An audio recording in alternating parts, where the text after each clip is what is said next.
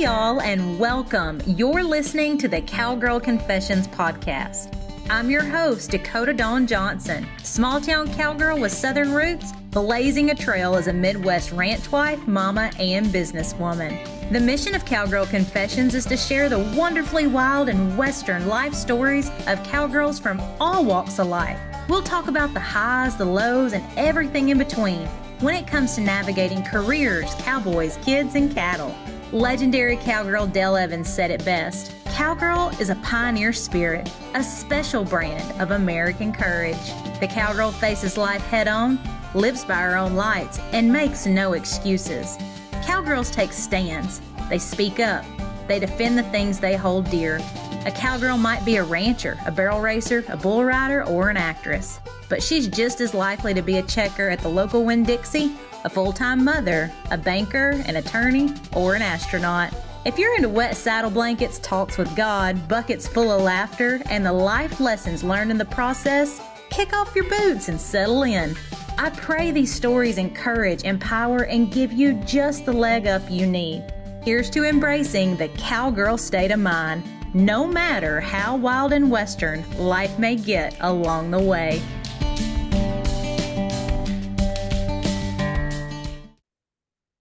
Hello and welcome to another episode of the Cowgirl Confessions podcast. Our guest today is no newcomer to the Cowgirl Confessions podcast.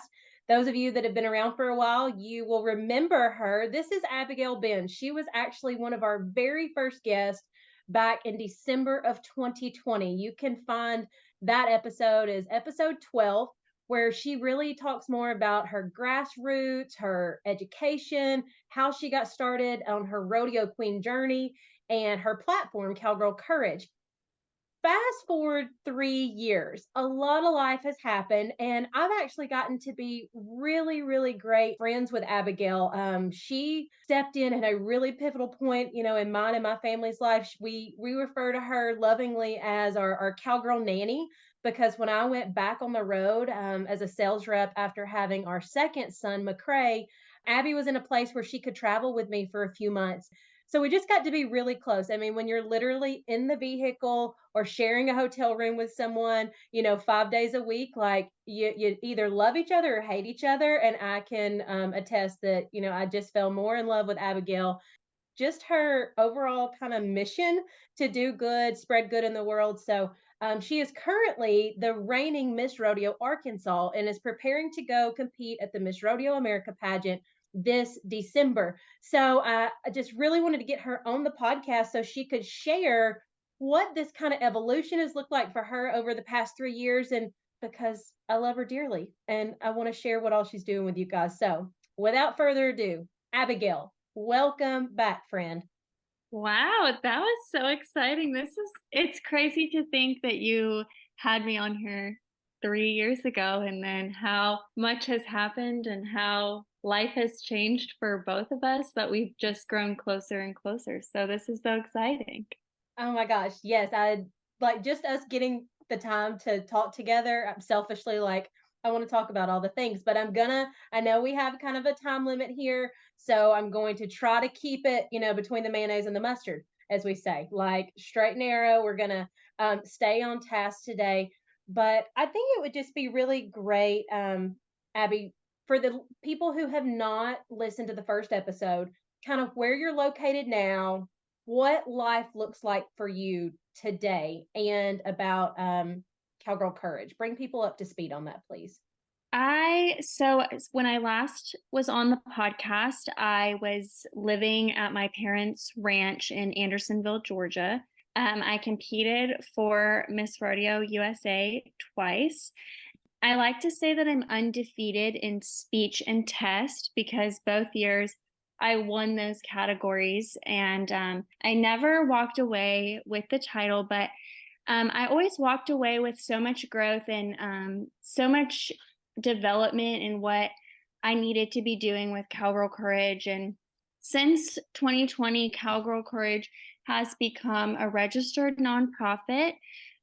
We have donated thousands of dollars and had book drives and other kinds of events where we've raised money and given back to organizations actually working hands on to eradicate injustice. And it's really grown so much bigger than I could have ever imagined. And for me, Cowgirl Courage started out as wanting to eradicate human trafficking specifically, but there's so many things in this world that need courage in order to be eradicated. And so I've been able to kind of adapt Cowgirl Courage to fit the needs of whoever needs that extra courage. And so that's been kind of something that's become kind of a full time job for me. But I always had goals of having so many different avenues of Cowgirl Courage. And so one of them was, which we're not there yet, was my own rehabilitation center, but the other one was a boutique. And so I had the opportunity to open a boutique in Fort Smith, Arkansas, and I enrolled in the University of Arkansas to get my master's. In the process, I ended up running for Miss Rodeo Arkansas and winning.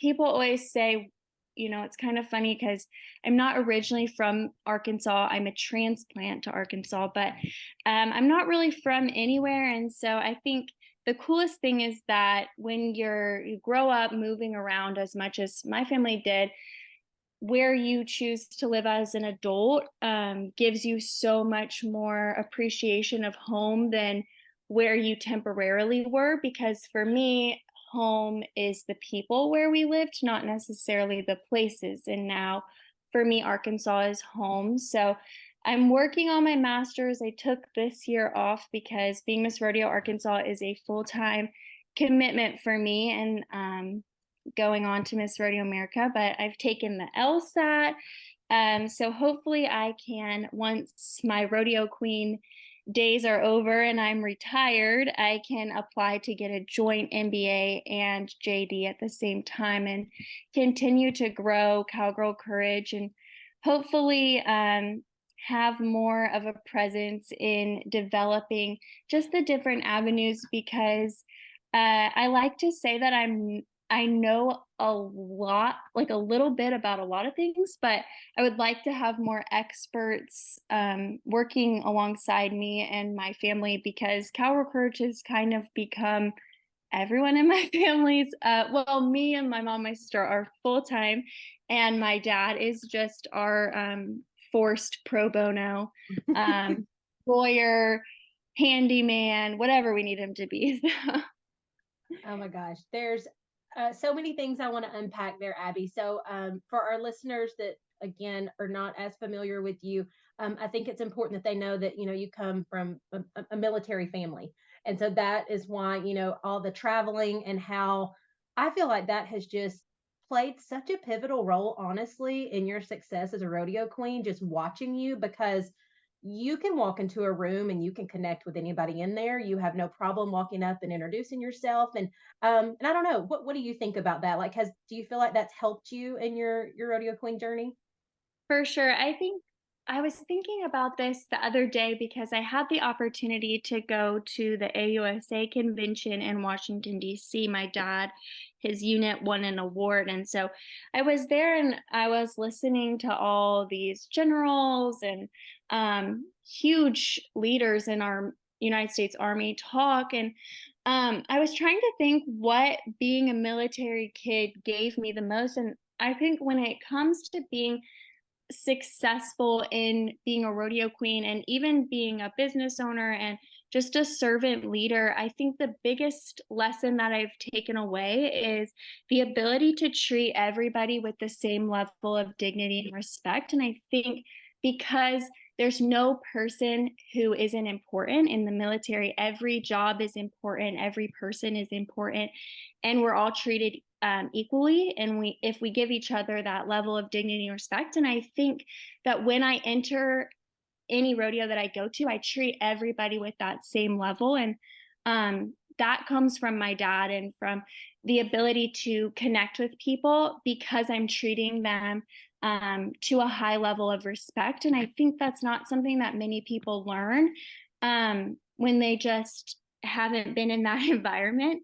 And so, because I've traveled so much and I've spent so much time with a variety of people, it's the ability to listen to them that I think allows me to take what I've learned from my dad and transition it to being a rodeo queen. Because rodeo queens, for people who haven't ever been one, they're not always the most well liked at rodeos, and that's something that I've kind of seen a shift over the past 3 years of doing it. Is that there's rodeo queens who are really, really effective in just kind of doing what's best for the rodeo and trying to be as helpful as possible.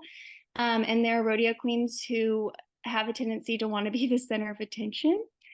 I think the hardest thing is that there's so many girls out there who would be such incredible rodeo queens, but they don't know how to get into it, or they don't know how to get started. And honestly, I think the best quality of a rodeo queen is just somebody who can go into any situation and just adapt and treat everybody with a huge level of respect. Because you could have a rodeo without the queen, but the queen can add so much value if she's willing to put in the work. And that's something that I think I learned from my dad.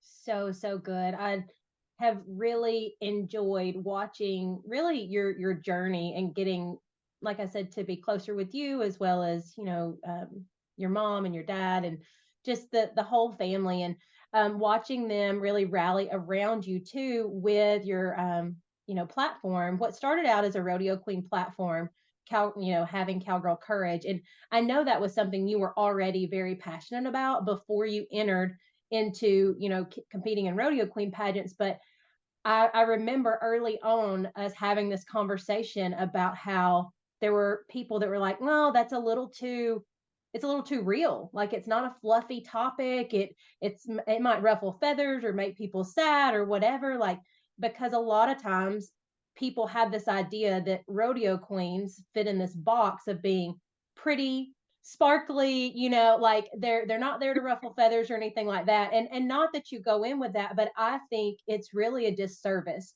because there are women out there like you. And I'd like to say, I was one of them too at a, many moons ago, that we have depth.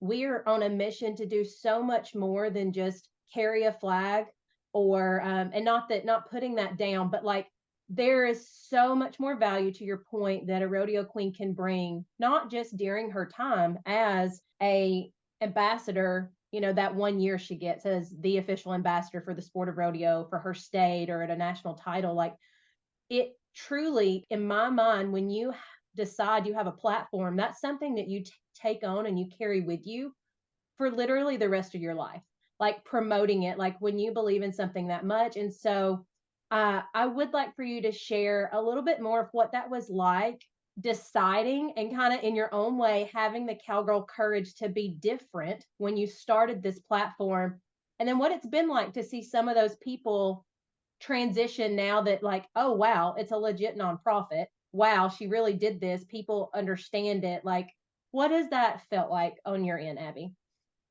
It's so funny because I think when I first started doing this, the rodeo queen platforms, they weren't as big as I think they are now. And I think that's probably the coolest transition I've seen in the past couple of years, is the importance of having just something that you're passionate about. And growing up, my family, we always gave back in different ways. And I think that it's really hard when you don't understand what a platform can be. And I think that is the transition that I'm most proud of, for myself and for my fellow rodeo queens and the ones who have taken it seriously, is that you can be more than just one thing. And I think that that's what's so cool about a lot of people, you included, in this industry, who are cowgirls, but we stand for something more. And trying to fit into one box is never going to work,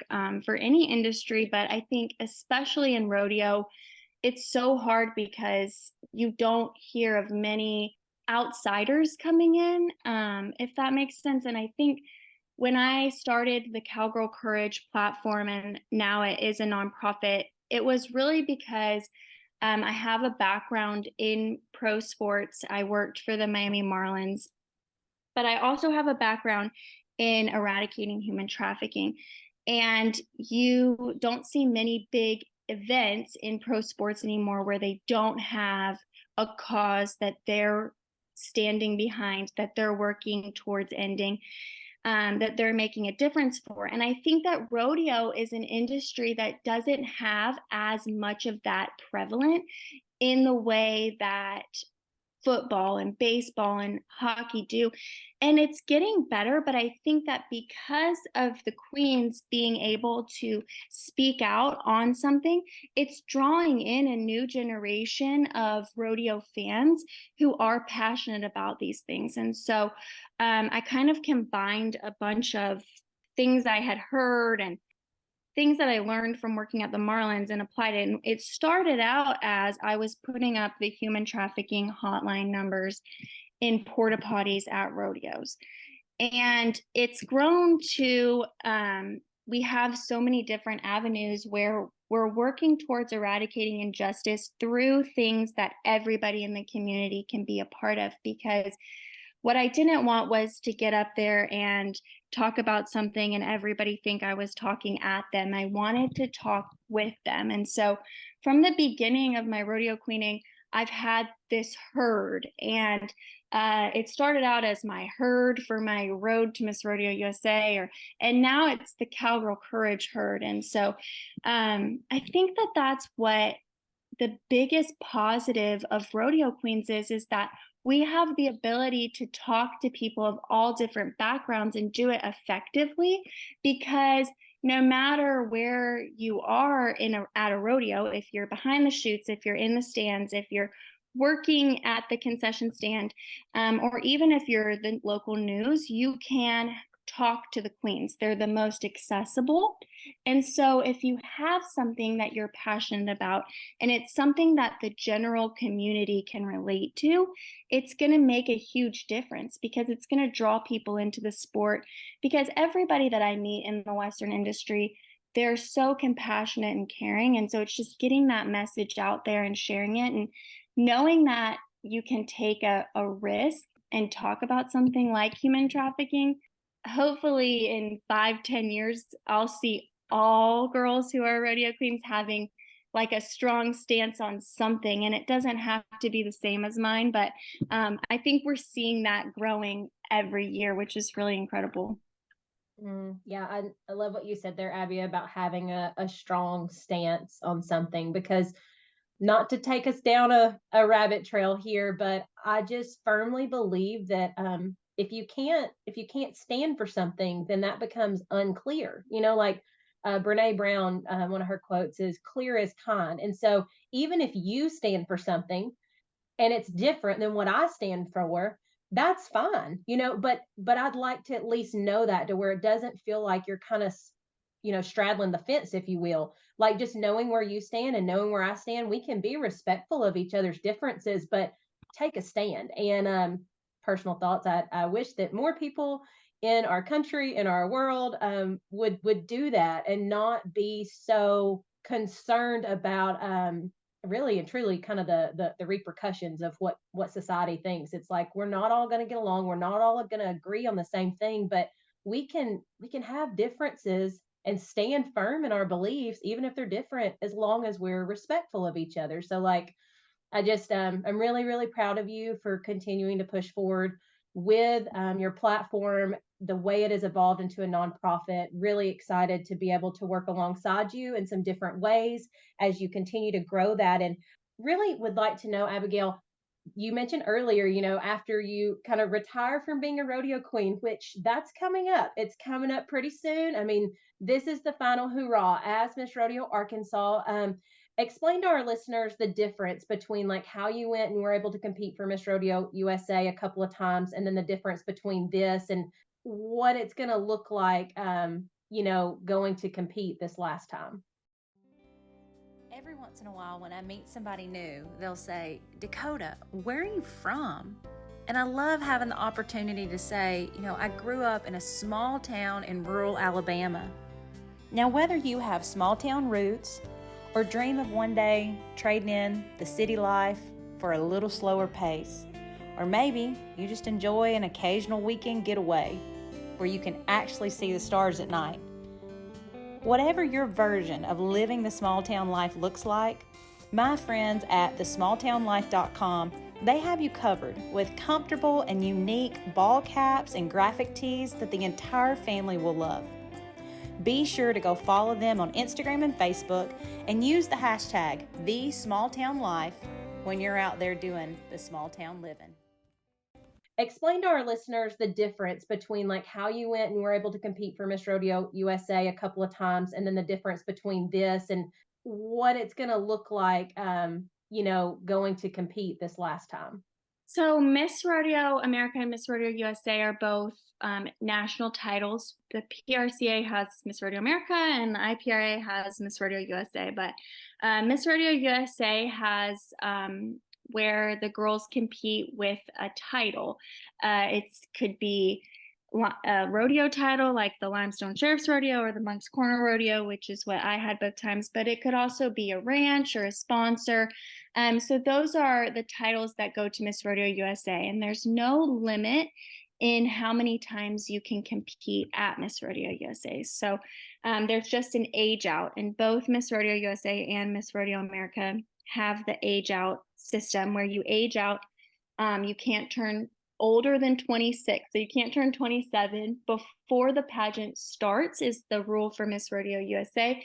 And for Miss Rodeo America, it's 27 before the end of the year. So I am 26, and so I will turn 27 in January, and that would age me out of the Miss Rodeo America and Miss Rodeo USA. However, Miss Rodeo America is state titles. This year we have 31 state queens, and that is, you can only be a state queen for 1 year, and you can only compete at Miss Rodeo America once. So it's definitely, they're both the same competition: speech, horsemanship, modeling, interview, test. They both have the same categories. They're just different on how you can compete. So Miss Rodeo USA allows for girls to run as many times, which I think is so incredible. And there's so many girls who I've seen go back, and honestly, it's just so incredible to see the growth in girls, and especially in myself, because I did run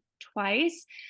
But at Miss Rodeo America, you're in Vegas and you have the Wrangler fashion show, and so they're just different in those aspects of it. But I'm so excited that I got to run for both. And the PRCA is not as prevalent in the Southeast, whereas the IPRA is. So that's where I kind of started out there, because where my parents were living, we primarily have IPRA rodeos.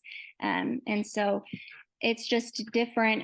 When you're Miss Rodeo USA, you're like pretty much always where it's warm. So that's nice. But when you're Miss Rodeo America, you do travel where, I mean, I've been to some cold places this year as Miss Rodeo Arkansas, but hopefully if I win Miss Rodeo America, I can like adjust my schedule to like be like warm, and then like when it gets too hot, go north, but probably won't be able to.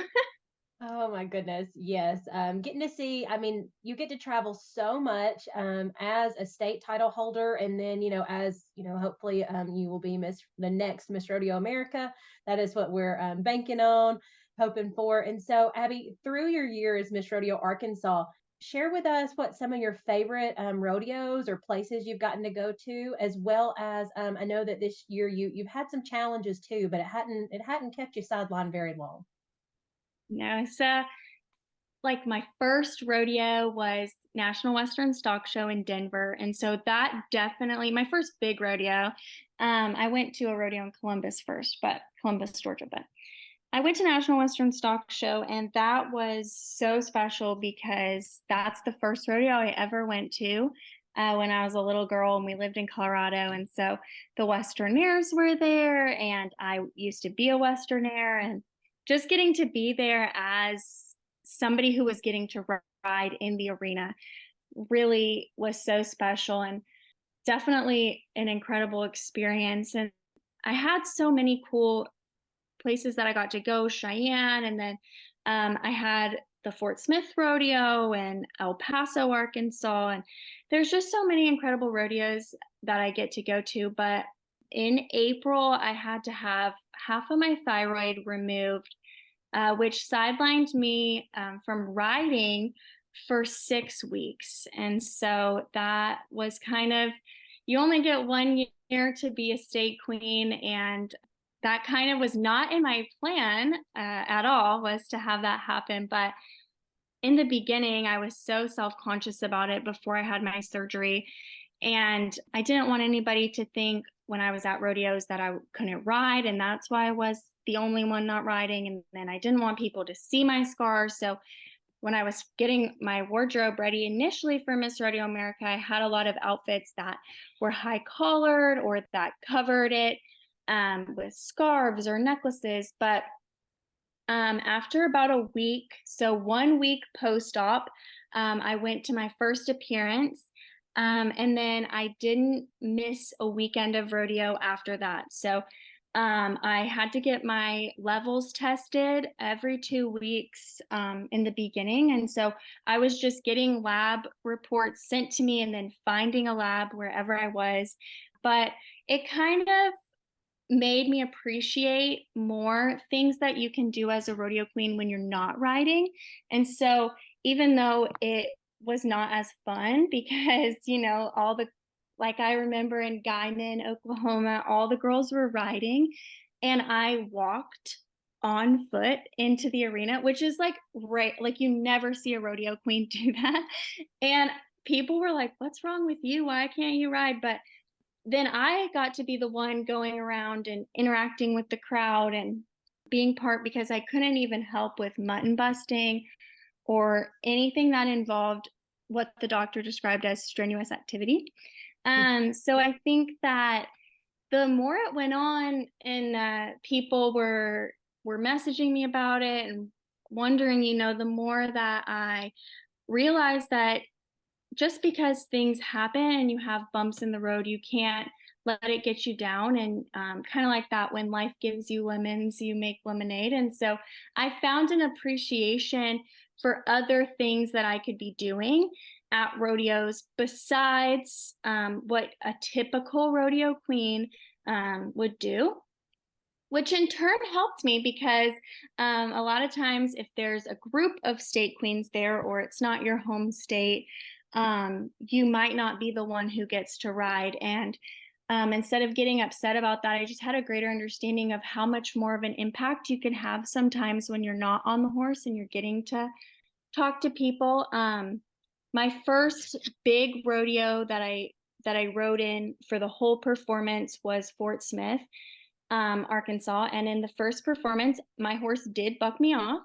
So I'm sure my surgeon was like horrified on watching it on the Cowboy Channel. But with that, my whole mindset that I had, I jumped right back up and I got right back on and just kind of made a joke about it and was just really trying to make light of it. And at the end, someone said to me, they said, nobody really remembers that you got bucked off. They just remember how well you recovered. And so I think if there's one quote from my whole year that summarizes how I've kind of reacted to things, it would be that, people don't always remember the actions or what I said or what happened, but they always remember how well you bounce back and how well you treat the people around you. And so I hope that that's the legacy that I left. I think people still do talk about me getting bucked off, but it was pretty funny. I just have tried to make the best of every situation. And my surgery definitely gave me a different perspective. And I hope that if there are girls, I remember being in an arena right after my surgery, and this old man was like, well, nobody wants a rodeo queen with a big, ugly scar on their neck. And it took me aback and I was upset about it for a couple of days, but I hope that, when this is all over, that girls can look back and say, well, she continued to carry on. I had bandages on my neck and it wasn't cute, but I still got the job done. And I think that no matter what you look like, if you're beautiful on the inside, that should be the most important. That quote, Abby, about how well you recover.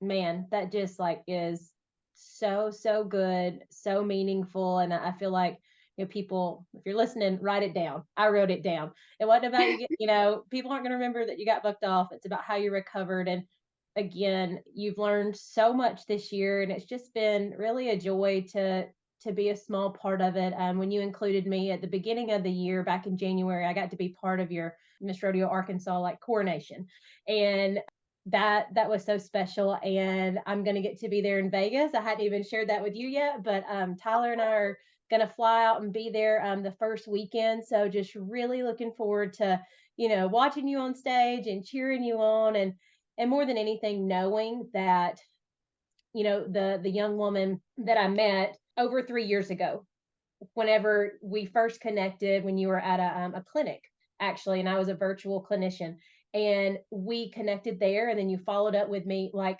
you are the type of person that I love to be able to say, this is the type of rodeo queen I want all women to be like, because life's not going to slow down for you after the crown. And for me, that's so important. Like, when I think about people that are going to start their own rodeo queen journey, is it's about the skill set you're building and growing, and really kind of that kind of fire in your belly, if you will, that you are learning life lessons as you grow as a horsewoman, as a spokesperson, all of these things. But you're taking that skill set and you're going to go out and do good in the world long after that crown is done. And so it's just really been a joy to watch you be a small part of this. And I would love to know, is there anything this year that you have had to patch together on the fly, with duct tape, baling wire, hay string, those things? Oh my goodness. Well, unfortunately, I did break my truck. Like, I had a hanging rack in the back of my truck that was connected, on the hooks. And I was in Colorado, pretty much, well, Colorado, Wyoming, Idaho, Utah, the whole month of July. So I packed everything that I owned. And so my hanging rack broke. Like, those little plastic hooks are not made to hold a lot. And so I was in Estes Park, and the hanging rack in my truck just like broke down. And like it was kind of like a ripple effect, like the one side went and then the other side went. It was just kind of like a tumble of rodeo queen clothes. And the sweet photographers from Avid Visual, they fixed my truck. And so they, with, plywood and like 2x4s and like baling wire. So it didn't last very long, but it got me to at least my next destination, where I could realize that I probably should just pack stuff in suitcases. But for a majority of this year, probably the second half of the year, I've had a recall on my truck that I just haven't had time to go fix.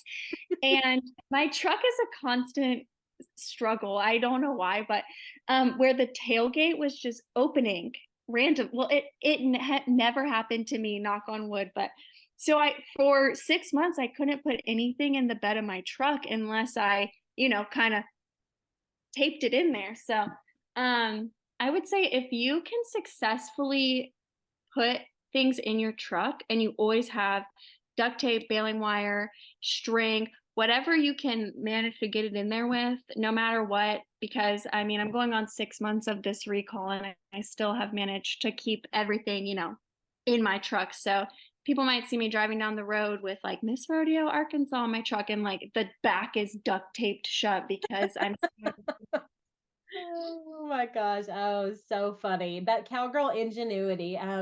So Abby, at the end of every episode, we love to hear, the answer to the question, what does the cowgirl state of mind mean to you? And I know that you answered it 3 years ago for us, but I would just love to wrap it up today, knowing what that means to you after all the miles you've been over the past 3 years.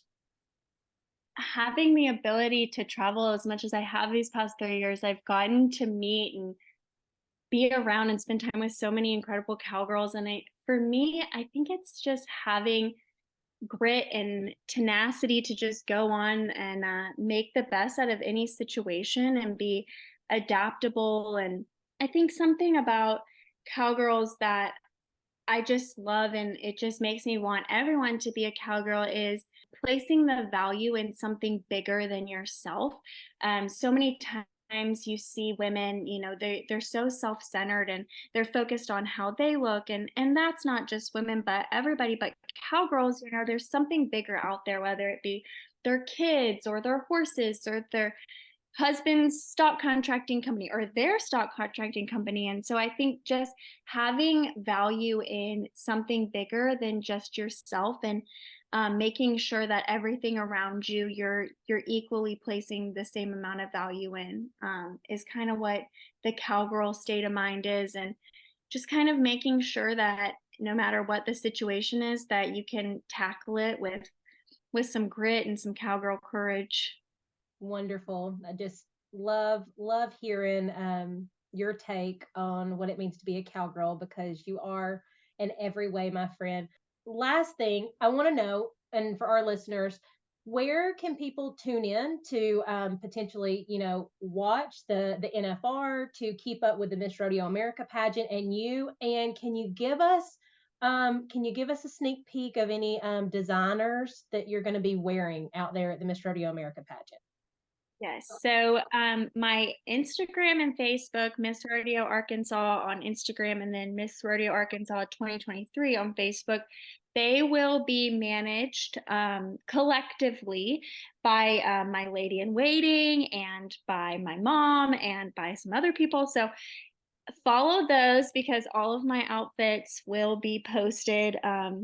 We have pictures of them and kind of descriptions of everything that I'm wearing and why I chose what I chose. And then Miss Rodeo America Facebook and Instagram. And the fashion show, which is, I think, probably everybody's favorite part of the competition, is streamed on the Wrangler Network, wranglernetwork.com. So it is live on Wrangler Network. So people can watch those. And so for designers, well, I have a lot of Midwest Twist, Brooke Terrapin, and a lot of Mama Dinosaurs, which is my mom's friend who is from Paraguay. I have a Julie Ewing. Of course, I have to break out my Manuel again. Christy Q. My chaps are Man in Black. And so I tried this time, something that was so important to me with my wardrobe was, there's no denying, if people are unaware, rodeo queening is expensive. It is just wildly expensive. And I wanted every single piece that I had, I wanted to wear it at least one other time. Some pieces, they could probably walk on their own, but almost every single piece that I will be wearing at Miss Rodeo America has been worn at some other point this year. And then my plan afterwards is that I will have kind of a collective loaning system that I can loan girls who maybe can't afford the clothes that that want to compete, loan them to them. And I love that it's so expensive and I hate it at the same time. Like, I love the designers and their work is incredible, but it's so expensive. And I think that could be a hindering factor for people. And I don't want that to be the case. So that's why I really focused on showing that you do not have to have a brand new wardrobe for Miss Rodeo America, and that you could loan it out afterwards. You've loaned things to me. Katie Woods Bogman, she's loaned things to me in the past. Brooke Terrapin has. So just having that support system for girls who might not have the ability to buy the clothes, but I want to be able to loan it to them afterwards, because I love all of my clothes. They're like, the people who have worked with me this year, they've done an incredible job, and I'm so excited. There's like 2 or 3 things that haven't been seen yet, and I'm so excited. Oh my gosh, I cannot wait. Cannot wait to see all of the different outfits, because I know they have so much meaning to you. I mean, they're more than just clothes, and really just love your heart behind, what you plan to do with that after being Miss Rodeo Arkansas. And yeah, I so appreciate you being on the show today, Abigail, and we'll just continue to be cheering and praying you on as you wrap up your rodeo queen journey. Awesome. Thank you so much. I'm so excited you're going to be there. Yes, thank you. Thank you for spending your time with me on the Cowgirl Confessions podcast. I'm so glad y'all stopped by. If you could take a moment to share this episode and tag us on social media, I'd be happier than a cowgirl in a sea of buy one, get one vintage turquoise. Subscribe to make sure you don't miss an episode. New episodes will be released bi-monthly. Please leave us a review if you feel so led by going to iTunes. Your feedback will really help us breed the idea of grabbing life by the horns with a cowgirl state of mind into women across the globe. Some that may have never even had the privilege to throw their leg over a horse, but could most certainly use the cowgirl state of mind while navigating life. Thanks again, y'all. Until next time, keep pursuing your dreams with that all go and no woe mentality. Remember, you're writing a story that's worth saddling up for, sister.